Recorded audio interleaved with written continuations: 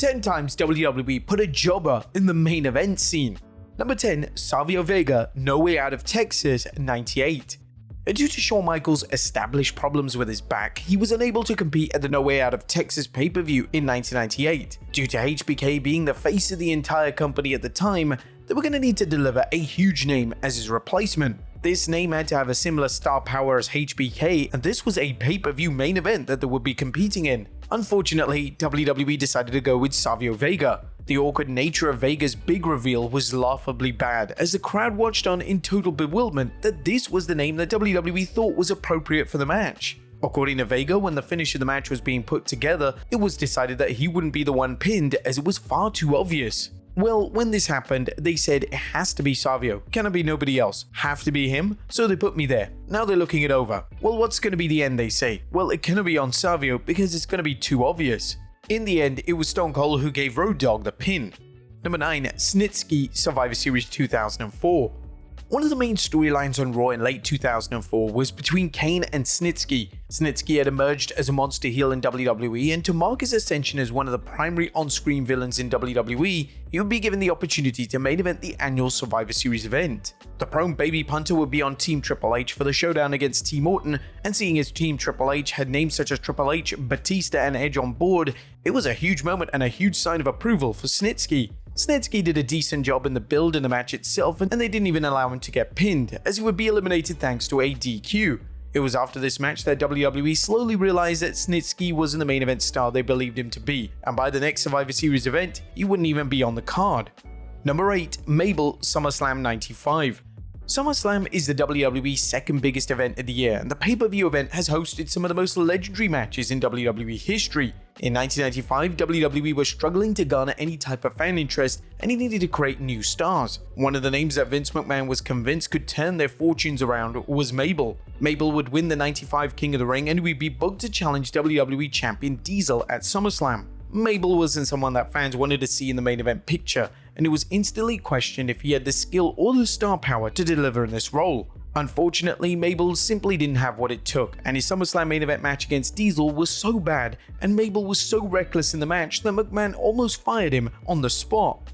Number 7, Dana Brooke, Money in the Bank 2020.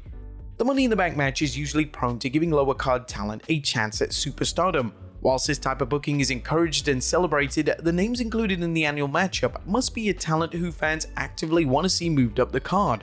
In 2020, due to the COVID-19 pandemic, the men's and women's Money in the Bank matches took place simultaneously at WWE HQ. One of the names that was featured in the women's match was Dana Brooke, which seemed like an odd fit as nobody expected Brooke to win the match. Brooke main eventing a pay-per-view was unique to say the very least, yet this was 2020 WWE in the middle of a pandemic where they would do anything and everything to generate some kind of interest. Number 6, Lacey Evans, Extreme Rules 2019.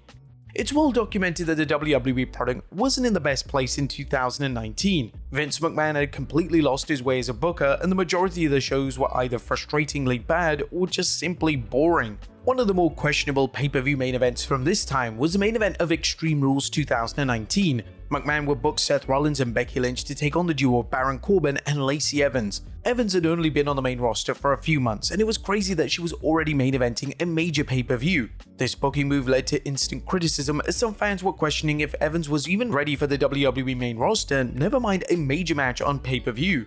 Number 5, Farouk, King of the Ring 97. WWE were slowly turning the corner in 97 as they were embracing elements of the Attitude Era, and the fans were gradually switching the product back on for the first time in years. But they were still struggling to create a thriving main event scene. The main event of the 97 King of the Ring saw The Undertaker defend the WWE title against Farouk. Now, Farouk is without a doubt a legend of wrestling, yet in 97, nobody was pushing to see him in a title match in the main event of a pay-per-view event. The match was passable, yet the only purpose of the match was to further the other storylines, most notably the ongoing story arc between the Dead Man and his longtime manager Paul Bearer. Number 4, Jinder Mahal, Backlash 2017. Following WrestleMania 33, WWE decided to go in a wild and unexpected direction with their main event scene on SmackDown. Jinder Mahal, who'd been a jobber in WWE, was suddenly going to be thrown into the main event picture, and he was going to main event the 2017 Backlash pay-per-view. This move led to extensive criticism, and when WWE made the call to crown Mahal as a new champion, a portion of the audience turned their backs on the WWE product. Mahal would then main event numerous pay-per-view events throughout 2017, and whilst he did the best job he could in a difficult role, WWE ultimately set him up for colossal failure. Number 3. Michael Tarver, SummerSlam 2010. The wheels would begin to fall off the Nexus storyline in 2010 SummerSlam event. While SummerSlam should have been the group's defining moment, Team WWE would end up defeating the faction, and this led to the group losing the majority of the momentum. The Team Nexus vs Team WWE match is interesting to examine, as numerous names got to main event a blockbuster show SummerSlam. One of these names would be Michael Tarver. Tarver never truly achieved anything of note outside of the Nexus faction, and this main event match at 2010 SummerSlam event was arguably his biggest moment in WWE. Number 2. Mike Knox, No Way Out 2009. The main event of the No Way Out pay-per-view in 2009 featured a star-studded lineup colliding in the Elimination Chamber for the world title. The match featured Edge, John Cena, Chris Jericho, Rey Mysterio, Kane, and Mike Knox. Knox is evidently the odd one out here, as all the aforementioned names are certified legends, and Knox was nothing more than a mid-carder at best. The difference in star power was on full display during the entrances. The first person to enter the match was Cena, and as expected, Cena received a thunderous reaction.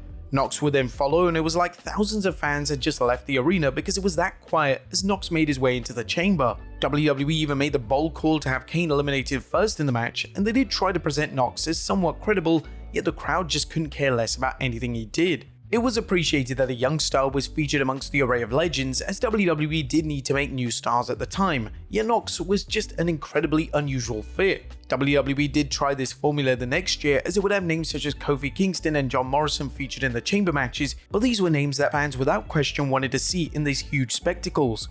And number 1. The Spirit Squad, Vengeance 2006. Whenever WWE makes the call to have a non-world title match main event at pay-per-view, it always leads to controversy. Some fans believe that the world title should always be the pay-per-view main event, as after all it's the top prize in the company and WWE should present it as such. One of the times that WWE believed a match was bigger than the world title was in 2006, specifically at the Vengeance pay-per-view. DX had just reformed and they were to take on the comedic stable known as the Spirit Squad on pay-per-view. Whilst it was wonderful to see DX back together, did their match against the Spirit Squad need to be in the main event slot of the pay-per-view? The WWE title match on the broadcast was Rob Van Dam vs Edge, and this could have easily been placed in the main event slot of the show. The interesting thing about the marketing for the show was that whilst DX was heavily promoted, the poster for the pay-per-view featured a face-off between Edge and John Cena, and simply had a DX logo spray painted over it. In this promotional poster, Cena had the WWE title, so it looked like the initial plan for the show was another match between Edge and Cena for the WWE title. But there you have it folks, 10 times WWE put a jobber in the main event scene. Be sure to leave your comments down below, and I'll see you next time with some more wrestling content.